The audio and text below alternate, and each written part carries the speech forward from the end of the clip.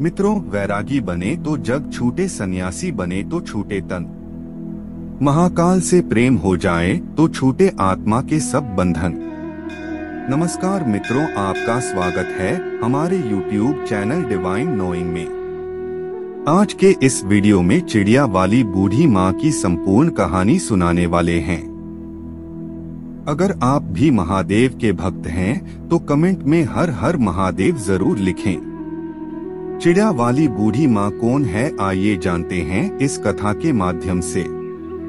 एक बात और मित्रों, अगर आप यह कहानी सुन रहे हैं तो पूरा सुनिए। इस कहानी से आपको बहुत कुछ सीखने को मिलेगा। कहानी को आधा अधूरा छोड़कर जाने की गलती मत करिएगा। मित्रों, चिड़िया वाली बूढ़ी माँ का मंदिर जो कि गुजरात में स्थित है, यह एक सच्ची कहानी है। एक गोरिया चिड़िया का जोड़ा बनारस के विश्वनाथ मंदिर में काशी विश्वनाथ का दर्शन करने रोज आते थे और शिव मंदिर में जब तक पूजा पाठ होती तब तक वह दोनों चिड़िया मंदिर में घंटों बैठे महादेव की भक्ति में लीन रहते। इतनी भक्ति करते हैं कि अपने तन मन का अगल बगल के होशो हवास का कोई पता नहीं रहता। दोनों का रोज का यही नियम था। सुबह शाम जब भी मंदिर में घंटी बजती, आरती होती है, उस मंदिर में पहुंच जाते हैं और भगवान शिव के दर्शन के बाद अपने बच्चों के लिए और अपने लिए दाना पानी का व्यवस्था करते हैं। उन दोनों चिड़ियों का यही रोज का नियम था। और दोस्तों, उसी मंदिर के बगल में थोड़ी दूर पर एक बूढ़ी माँ का घर था। उस बूढ़ी माँ के कोई संतान नहीं थी। उनके आगे पीछे देखरेख करने वाला उनका कोई भी नहीं था। वह अकेले अपना जीवन व्यतीत कर रही थी और उस बूढ़ी माँ को पक्षियों के प्रति बड़ा लगाव था। वह पक्षियों को बहुत प्रेम किया करती थी। उनके लिए रोज नित्य प्रति अपने घर के छत पर पानी और दाना डाला करती थी। उस बूढ़ी माँ का यह काम रोज का था। वह दोनों चिड़िया आसानी से खाते पीते और उसमें से कुछ अपने बच्चों के लिए अपने साथ ले जाते हैं। इसी तरह उनका जीवन व्यतीत हो रहा था। वो दोनों आराम से शिव की आराधना कर रहे थे। एक दिन की बात है, वह बूढ़ी माँ बीमार हो जाती है। वह अपने बिस्तर पर पड़ जाती हैं। उनका कोई पुत्र नहीं था। इस प्रकार बुढ़िया बीमार पड़ने पर परलोक सिधार जाती है। कुछ दिनों से बुढ़िया दाना पानी नहीं डाल रही थी। वह दोनों गोरिया पक्षी रोज आते और देखते हैं कि बुढ़िया ने दाना पानी नहीं डाला है। छत पर दाना चुगने के लिए दाना पानी नहीं देखते हैं। वह सोचते हैं कि बूढ़ी माँ कहाँ चली गई, दाना पानी क्यों नहीं डाल रही हैं।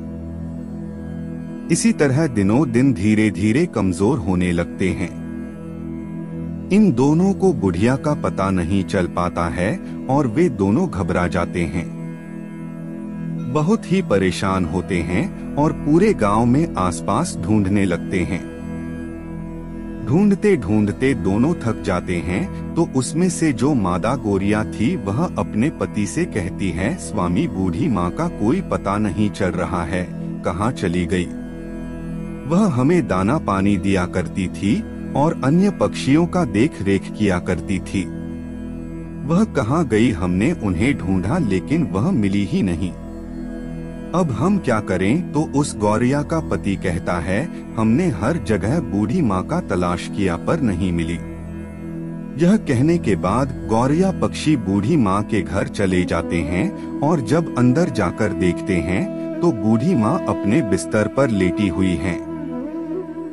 उनके शरीर में कोई हलचल नहीं। उनके चेहरे पर, उनके बदन पर मक्खियां भिनभिना रही थी।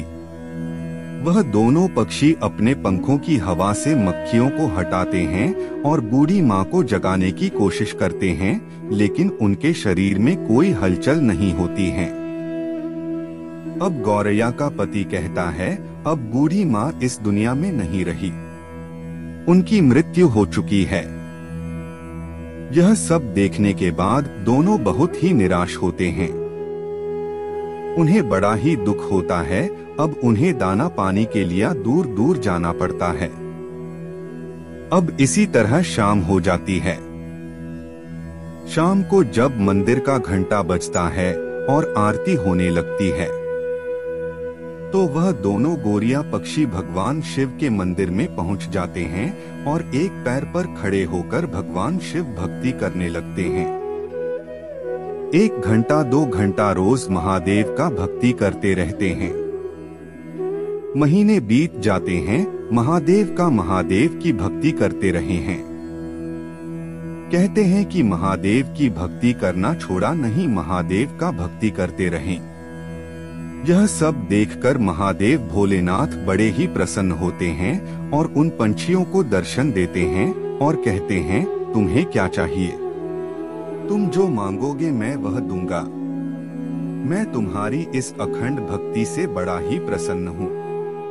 तुम बहुत छोटी सी जान होते हुए तुमने अपने औकात से बाहर, अपनी क्षमता से बाहर भक्ति की है, इसलिए मैं बहुत ज्यादा प्रसन्न हूँ। तुम जो मांगो मैं तुम्हें दूंगा। उन दोनों पंछियों ने कहा, हे प्रभु, हमें कुछ नहीं चाहिए। हमारी बूढ़ी माँ को, उस पुण्यात्मा को फिर से हमें लौटा दो, जीवित कर दीजिए। तब महादेव कहते हैं, यह सृष्टि का नियम के विरुद्ध है। जो एक बार मर जाता है वह कैसे जीवित कैसे हो सकता है? प्रभु आप ही उन्हें जीवित कर सकते हैं। और कहते हैं, प्रभु आपने हमें वचन दिया था कि तुम जो मांगोगे मैं दूंगा, आप अपने वचन हट रहे हैं। तब भोलेनाथ का वचन दिया अनुसार बुढ़िया को वापस जीवित करना पड़ा। बुढ़िया पुनर्जीवित होते ही भगवान भोलेनाथ को देखकर प्रसन्न होती हैं। कहती हैं, यह प्रभु मेरे जन्मों जन्म के दुख, जन्मों जन्म के बाद आपके दर्शन मात्र से सारे दूर हो गए, जो आपने मुझे दर्शन दिया। हे प्रभु, मैंने ऐसा क्या पुण्य किया था कि आपने मुझे जीवित कर दिया?